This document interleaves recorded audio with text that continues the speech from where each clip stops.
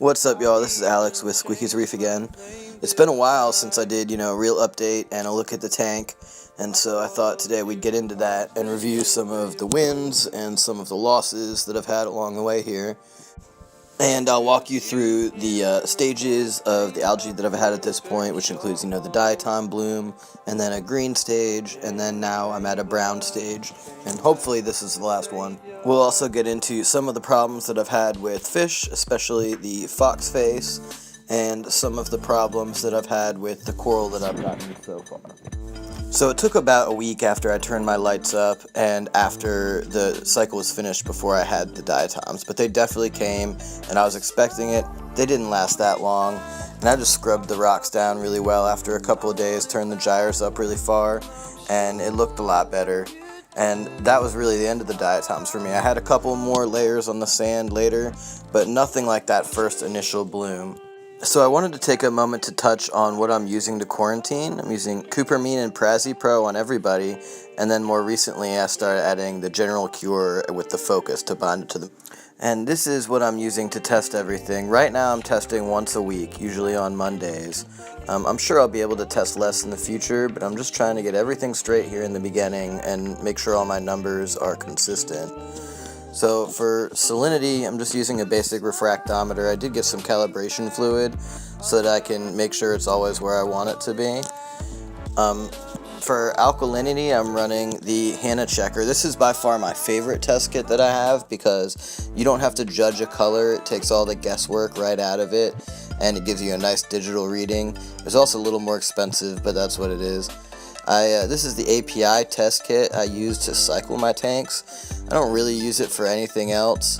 I have it as an ammonia kit if I ever need to, but I don't expect that I will. I decided to go with the Red Sea Nitrate and Phosphate test kit. This is my least favorite test kit that I own. I'm not sure if all nitrate and phosphate kits are this way, but both of them take like 9 or 12 minutes or something to get the results, and it's a pain in the butt. I don't like doing it. However, their calcium test kit is much better. And this one, I'll probably get a Hanna because I love the other Hanna so much, but this is going to do for now. And then my last test kit is the Salifert Magnesium kit. This is the cheapest one I had, but I like it a lot. Honestly, I like it better than Red Sea's calcium. I feel like you can see the color change in an instant and get a really good idea of your reading. One problem I had around this time was that I started to grow a really dark algae in the check valve, and I thought that was probably a really bad idea because I need that to work. So I went ahead and taped it up with electrical. So another mishap would be the 3 times that I left the RODI unit on, like overnight or while I was out, and it leaked a few gallons of water out onto the floor. So eventually the old lady made me go spend the $20 to get this auto shut-off kit from Bulk Reef Supply, and it is one of the best $20 I've spent on this whole endeavor, but I'll never tell her that. I also wanted to raise my alkalinity, calcium, and magnesium levels a little bit, and I wanted to practice keeping them there before I put corals in the tank. So I got this starter pack from BRS, and I used their calculator, and I got all my levels exactly where I want them.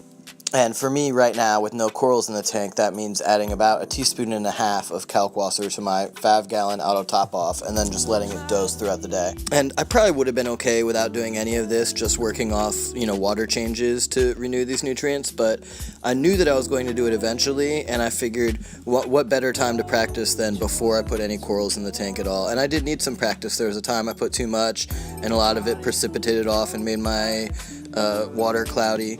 But I'm learning, and now I feel like I have a pretty good handle on it. So once I got this Chaeto in my tank, it took right off. At first I ordered some online, and it came to my house and just fell apart in my tank. But I got some from a local reefer who ended up being a friend down here, and he came over with just a playing card sized amount.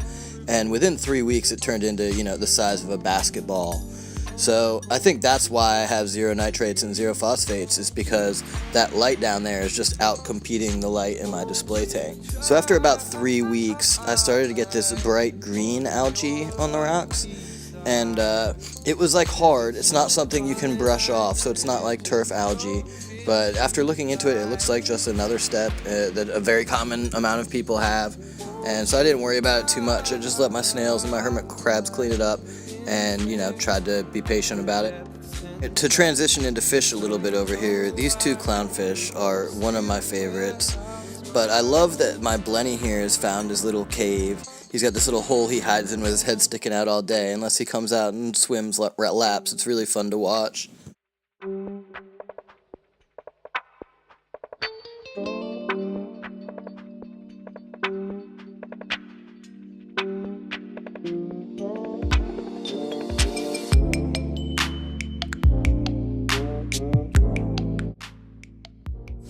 I didn't think this lawnmower Blenny was going to make it. He did a lot of just laying around on the sand like this, but I think as he's gotten used to the tank, he comes out a lot more now, and I'm much more optimistic about his chances. Another fish I didn't think I was going to make it was the yellow watchman goby, because he got beat up so bad in quarantine. And when I put him in here, he disappeared for a couple days, but he found a hole under the rocks here, and eventually he paired up with the peppermint shrimp I bought, which was, I've never seen happen. I know they're supposed to pair with pistol shrimp, but these two guys share the same burrow and have almost the same relationship, so I think I'm not even going to get the pistol shrimp. I'm just going to enjoy these guys. But the second day I put my fox face in the tank, I noticed a long, stringy white poop coming out. And after doing some reading online, I figured out that means he has internal parasites, which is one of the only things I don't treat for in quarantine, which means I had to get some focus and some general cure and treat the whole tank for internal parasites. But it's been 14 days of treatment now, and I haven't seen anything else. But I found out he also nips at coral. He nipped at my Gergonian, and he totally ate both of the green star polyp frags I had. So I got some more tester corals, and if he eats those, he's going to have to go. So my plan was to wait a bit longer until I put corals in the tank, but there was this frag swap at the college that's like a mile from my house. So I went with the intention of buying like one maybe, but there was a bunch of reefers there. Everyone was super generous. The guy who sold me the tank was there, and he gave me like a Duncan and a couple green star polyps and a leather, and I got a few other corals. I don't think I spent more than $30, and I felt pretty good about it. And I had a bunch of stuff to put in my tank when I came home. Of course, I dipped everything first in Coral RX, and I blew it all off with like a turkey baster and gave it a little swish in my bucket before I added it. I was even sort of convinced to take a piece of Chalice, which is SPS coral, which is a little bit more difficult to keep. I told myself it would be months before I put that in, but the lady said that, it would be okay, and that, because my nutrients were under control, that I would probably be able to handle it. So we'll see what happens. If it dies, it was only like $5 or something. I can't get an idea on what kind of mushroom that was. If anyone has an idea, please let me know in the comments, by the way. But so after about a day in the tank, everybody opened up. The Gergonian looks pretty healthy. All the polyps came back out. Same with the Duncan.